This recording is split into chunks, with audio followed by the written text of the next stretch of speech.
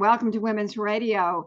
I have a returning guest today, Christine Baumgartner, and our topic today is going to be on speaking up in relationships. We've talked in the meantime since the last interview, last time we were together, and we were talking about that we founded Women's Radio with the idea that women just were not speaking up in media. So we've worked for over 25 years trying to make all those things happen. And now we're in video and being able to have amazing people on, lots of women who certainly speak up. And Christine is one of those people. Now, you might remember from the last interview that I introduced her and said that she was one of John Gray's original coaches. And she is certainly one of the best. And now she is a worldwide coach and lecturer and a person that seems to have a knack for really putting her finger on the things that people have big problems with. Well, learning how to relate to our guy in our life or our partner in our life is a big, big issue. And how can other people know exactly what we want? We have to learn to speak up, and it's not a terrible thing. And so I can't wait to have Christine talk to us about how can we learn to speak up and ask for what we need, what we want, what we think, etc. So it's my pleasure to welcome Christine Baumgartner back to Women's Radio. Hi, Christine. Hi, Pat. This is such a pleasure. I just love talking to you. I love talking with you too, and I love this subject. So, what have you learned in all the people that you've coached and so forth about speaking up, and how has that made a difference? You know, what have you learned that really could help some of the people in the audience about speaking up for things that they want and need? Well, and I tell people, because they want to know how I became a coach, and I said, well, I was my first client, and this was certainly one of the things I had to learn, because we women, I've really asked a lot of questions and studied a lot, and to figure out where we learned to not speak up. And I think a lot of it was we were told to be nice and to get along and not make waves. And certainly in our age group, I think the younger group maybe isn't taught that quite as eloquently. And so we got really good at reading each other, women to women. You know, we understand innuendos, we understand subtlety, we understand a look, for God's sake. We know what's often going on with the other woman. That is not in the factory default installation in men at all. You're right. It's so true. Yeah. And the other thing we were taught as women is we shouldn't have to ask for something. If somebody really cares about us, they'll just know what we need and want, and they'll just give it to us. We also believe that if we ask for something, it doesn't matter as much. It really doesn't count if we've had to ask for a present or a hug. What is that? You're so right. I think I've done that too. Oh, I was a champion at it. I could have gotten a gold medal at that. And one of my best examples was when I was married the first time when I was 18, and you think you know everything, and discovered at 32 when I got divorced, I didn't know very much. But I would look like one of those cartoon characters with the storm cloud above my head, and I would be so angry. And when I first married my first husband, we would drive 6 hours back and forth to the Army fort where he was stationed, and then we'd come back every once a month or 6 weeks to visit our families in Southern California. And I would need to go to the bathroom so bad. And I would be screaming it in my head. And I didn't understand how he couldn't hear it coming out of my ears and see me fidgeting in my seat and so uncomfortable. And I would get madder and madder and madder. I mean, today I look at it and go, oh, please. But then it felt very serious and very, this is the only way to ask for it. And he would just stop. He would just know to stop if he cared. And he didn't know, and he didn't stop. And it wasn't that he didn't care. So while I was dating in my 30s and 40s between my two marriages, I tried pulling this kind of shit again. And I got a couple of guys who very nicely said, what's going on? Well, if we just use that same example, I need to go to the bathroom. Well, why don't you just say? Just Really? say?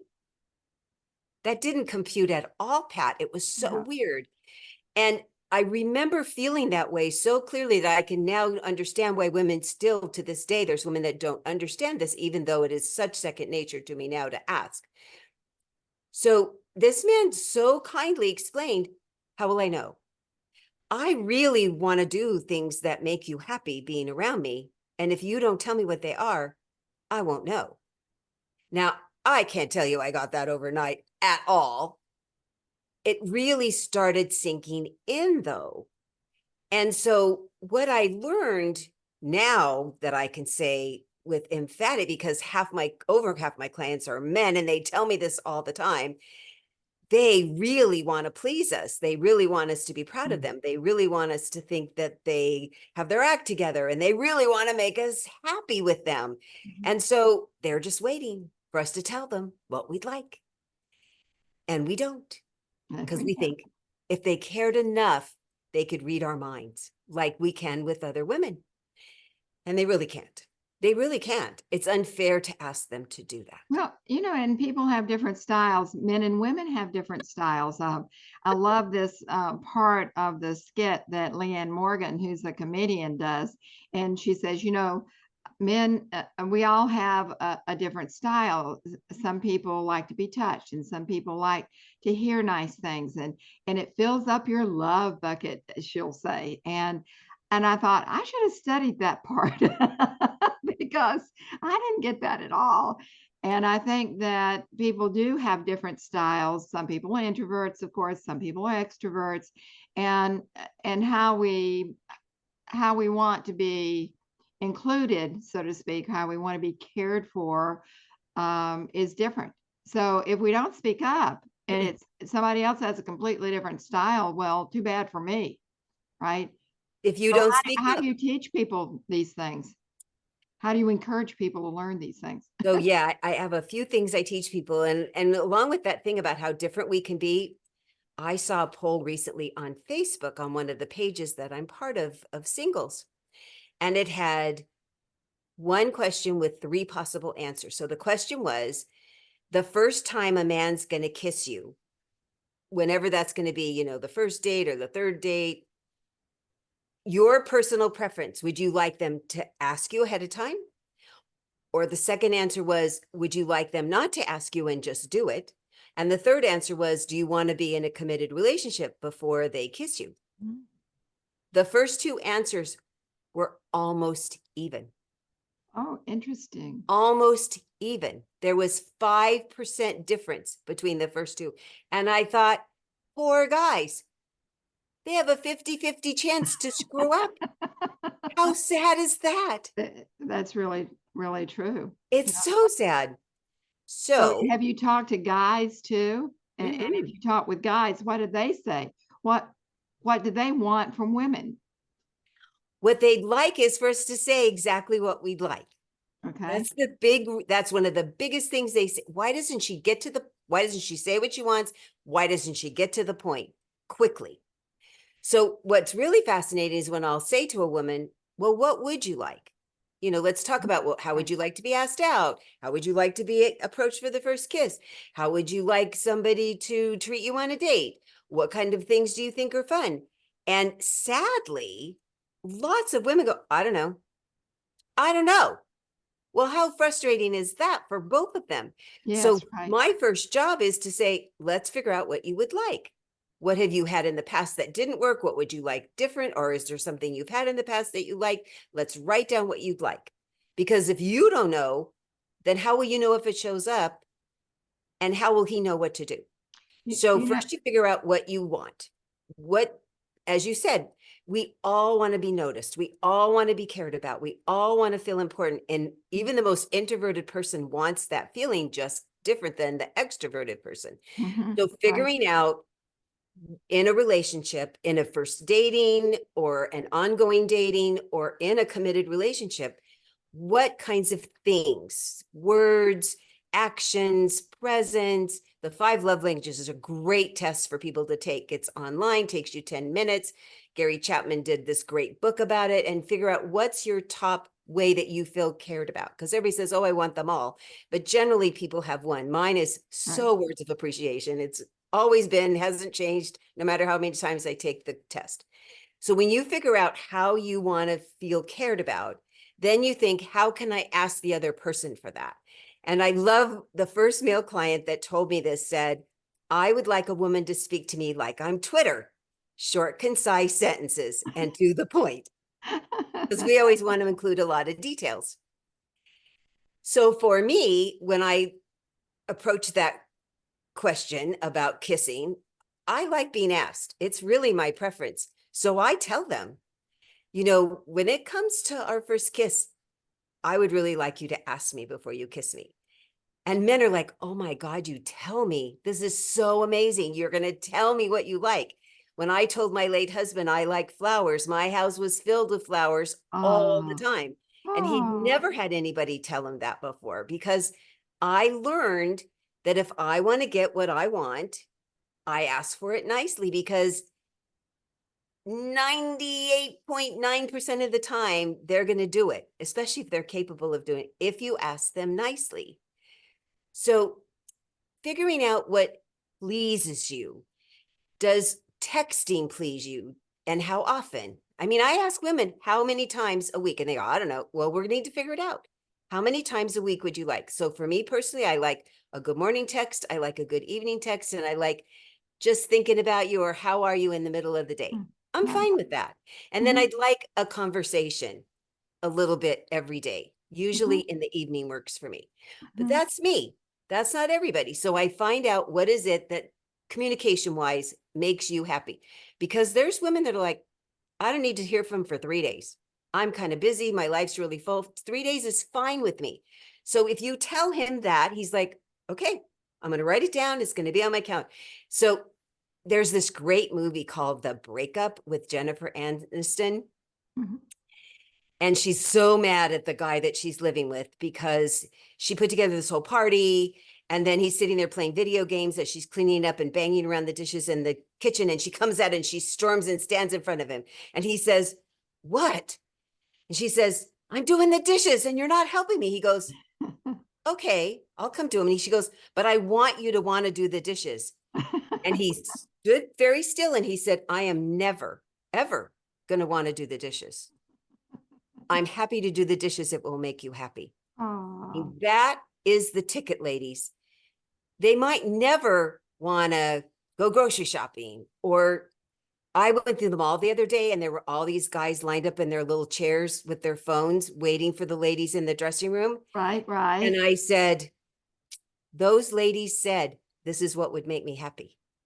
Those right. are smart. And the guys are like, okay, this will make you happy. I'm going to sit and you don't care if I'm going to sit here and play on my phone and look up now and then when you come out. I mean, if you ask, they will do. Kind of like if you build it, they will come. Yes. So women need to just forget it doesn't count, or it doesn't matter if I have to ask. You Because know, I'm going to sound like Dr. Phil. How's that working for you? Are you getting what you want by not asking? this kind of parallels life, because a lot of us think that God should automatically know what we want, even if we don't really know what we want. And and I was doing a vision board again recently. I haven't done one in years and years, and I thought I really need to do this. It's going to keep what I want in front of my face. So there's no doubt that I am going to remember what I want. But the truth is, I'm thinking, there should probably be other things on this board. Maybe I just don't really know clearly all the things I want. It's such a good question to get in touch with what pleases you, what things give you joy, what things inspire you, et cetera, et cetera. And and really even learn to share that with your friend, your mate, your partner, whatever, so that also gives you a point of conversation as well. And I think Mhm. it's really important for us individually to know what we really want. Mhm. And I think the world will be a happier place if we finally figured out what we want and started heading in that direction. You are so right, Pat. So I love the idea of a vision board, and that you put in it your personal life, your business life, your leisure life, your family time, and really get clear about, this is what would make me feel fulfilled. This is what would make me feel happy. This is what would make me feel Right. content. This is what made me feel excited. Because most women are very responsible. We put stuff on our calendar and we keep it, and we keep all Right. the world spinning, and we forget about ourselves often. It's true. Yes. And so to make sure that we've written down on our calendar, I'm going to get my nails done and just visit and not work on my phone while I'm I'm going to schedule a bath. I'm going to schedule a chat that's just a fun chat with a girlfriend. Yes. I'm going to schedule a tea date with myself. I'm going to schedule a bubble bath. I mean, we keep our calendars very strictly, and I keep encouraging women to put yourself personally on your calendar. I'm going to start doing that, Christine. I think that's a great idea. And you're so right. I never do that. It's all business. And then I have to remember for myself, well, I'm going to take a 1 hour bath this morning, and I think I can get away with that without even the phones ringing. And that just sounds so delicious to me. But I think I'm going to add it to my vision board. Good. A bath. A bath, Because a leisurely bath. especially when it comes to relationships in general, and because we all know I like talking about sex, I'm going to say sex specifically. We just want all this stuff to happen spontaneously. And I got to tell you, I'm a huge fan of spontaneous, but Right. that can't be the only way. It No. needs to go on the calendar. And then I get lots of terrible, oh my God, we have to plan sex. That's not very sexy or very fun. I said, you know what works for women when we plan sex? We plan sex. Yeah, We it gets to shave. be more fun. We shave. We wash our hair. We think about it during the day, because the way we are Right. generally, we're kind of like crock pots. We need a little warming up. We need to kind of think about it throughout Yes. the day. We're like a little slow cooker. We're going to get there, but it's going to take us a little while. So, geez, if you see we're having sex, Saturday morning, you're going to be thinking about it Friday night, and you're going to get up and have a shower, or take a shower and a long bath the night before. Maybe it's Friday night and you think about it during the day. That half the work is done of you getting fired up and juicy about it, but also, for sure sex is going to happen. Nothing else gets put on the calendar. The phone gets Right. turned off. And then if Wednesday morning you both get up and you're horny, you get sex 2 times in the same week. But you can't depend on spontaneous. Right. It's the Right. same way with dates. It's the same way with, Right. I used to tell my husband the way that was, I needed every night when he came home from work, because he came home at a variety of times because he worked at a car dealership. I needed 10 minutes, at least 10 minutes. I needed him to sit on the bar stool and stare in my face and give me 10 minutes. Now, sometimes he could give me longer, and I got longer later, but I always needed him to come in the door, and I knew exactly what I was going to talk about for that 10 minutes, just to make me feel connected to him. And then he could go up to his home office and hang out there for a couple hours, and then we'd make dinner. But I was a crab until I wasn't asking for it. And I didn't realize I needed that, because he'd just go up there, because he didn't need to. I mean, he kissed me hello, but that need was not for him.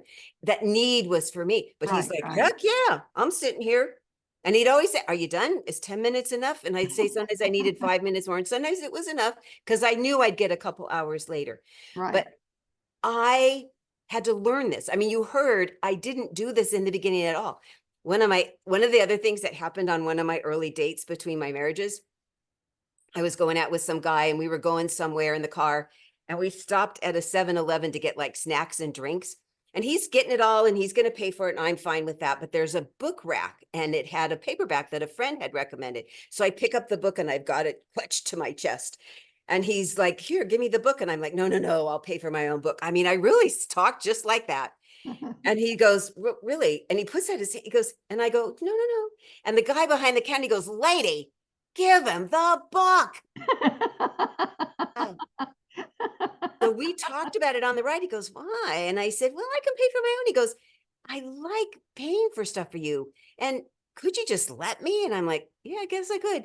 So I learned from men. I learned from men, with them kindly saying, Could you get over yourself?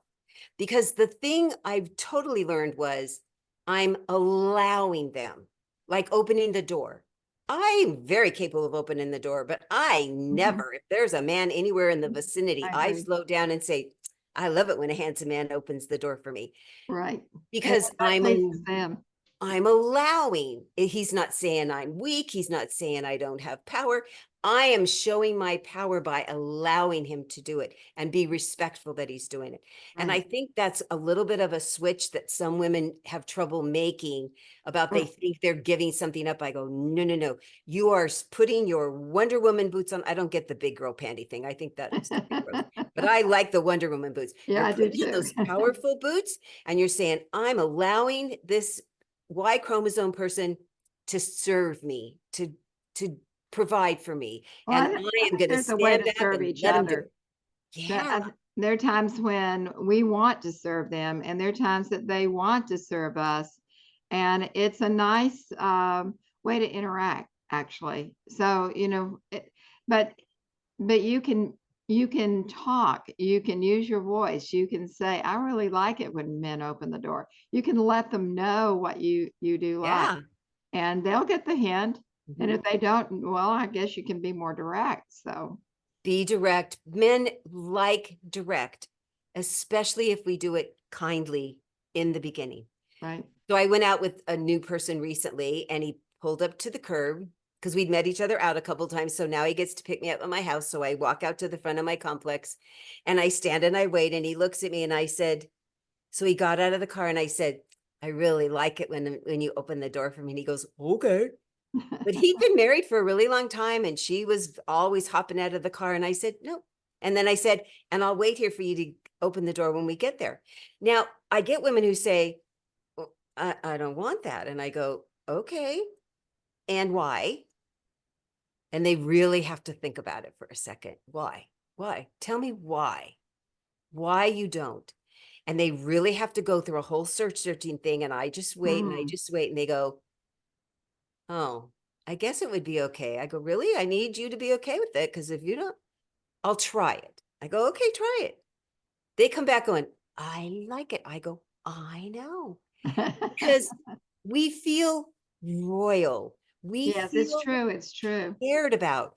We feel feminine. Femininity is really good for our estrogen. And we could I all think use you're a little right. more of Yes. that. And when you let a man provide and you receive, his testosterone goes up and your estrogen goes up. There So it is. there's so many things we have to do on our own already. When Amen. there's something you don't have to do, why? So if you can think about what would you really like a man to do, and you say, it would make me so happy if you blah, blah, blah, just like that, they'll go, okay. Now they might say, so I have my famous trash story. So I had a client who called and she was really mad at her husband for a whole bunch of things. And I said, well, let's just start with one thing. Because I said, on a scale of 1 to 10, how mad are you? She goes, a 35. And I said, well, we can't have a logical conversation if you're 35. So let's see if we can adjust it. So tell me the one thing that just digs at you. She goes, the trash. The trash cans are always overflowing. And I'm tired of taking them out. And I even bag it up and put it by the front door. And he walks right by and ignores it. And it makes me really mad. I know. And I said, well, you heard that I'm the kind of person that gives things a little bit different slant. So I'm going to tell you a different slant and you can tell me I'm full of beans. What I understand from men is lots of them don't see it. They just don't. They're not ignoring it. They just don't see it. So when he walks out the door, he's thinking about getting the oil changed or his business appointment, and he doesn't even see the trash there. He's not ignoring it. But so what we're going to do is for the next week, you're not allowed to complain about anything. I know that I said, you can just call me all kinds of bad names because he's heard a lot of complaints. And what I want you to do for the next week is tonight, you're going to say, hun, it would make me so happy if you went through the whole house and cleared out all the trash from all the trash cans and took it out to the big scary trash can outside for me tonight. And I said, there's a possibility he'll go, really? Trash? Because he's talking himself into it. You have to just ignore that. And then You're going to be really mad at me because when he comes back from taking the trash and stands in front of you, you're going to say, thank you. It's his trash too. Why am I thanking him for taking out the trash? I've been taking it out for years. I said, you have to just do this. And then we're going to talk next week and you can tell me all the reasons it didn't work. Mm. So she calls me back the next week. I call her actually. We talked the next week. And I said, so she goes, well, oh my God. So yeah, I said, as nice as I could, it would make me so happy if you take out the trash, all the trash in the house out to the, and he grumbled and I bit my tongue and I stood there and waited until he came back. And I said, thank you for taking out the trash in a nice voice. I was a nice voice. And then the next night I said, hun, it would make me so happy if you did this. She said, you know what happened? I've not touched the trash for the last 3 nights. He goes outside and he tells the neighbors he's the trash king. Wow. And that his wife will never touch another piece of trash ever. I said, Wow. so on a scale of 1 to 10, where are you now with being mad at him? She goes, I think I'm a 6. And I said, we can have a conversation about the other things. But Well, I hope everybody has gotten as much value as I've gotten out of this conversation. And I want to start encouraging people. I want Christine to come back often. So I'd like you to encourage her to come again. We will tackle some more really interesting. I think this is a very, very important issue that we tackle tonight. And I know that there are oodles more, and relationships are very important. So if you want to write to us, it's womensradio@gmail.com and put in the subject line relationships. And I'll be able to share that with Christine before she comes again. So, Christine, I want to thank you so much for being my guest. I've had a great time. I'm pretty sure our audience has, and I hope that we'll be able to start including them and their questions or their comments or their stories more often. So please join us again with Christine Baumgartner, and we will have a great time in relationships. Thank you.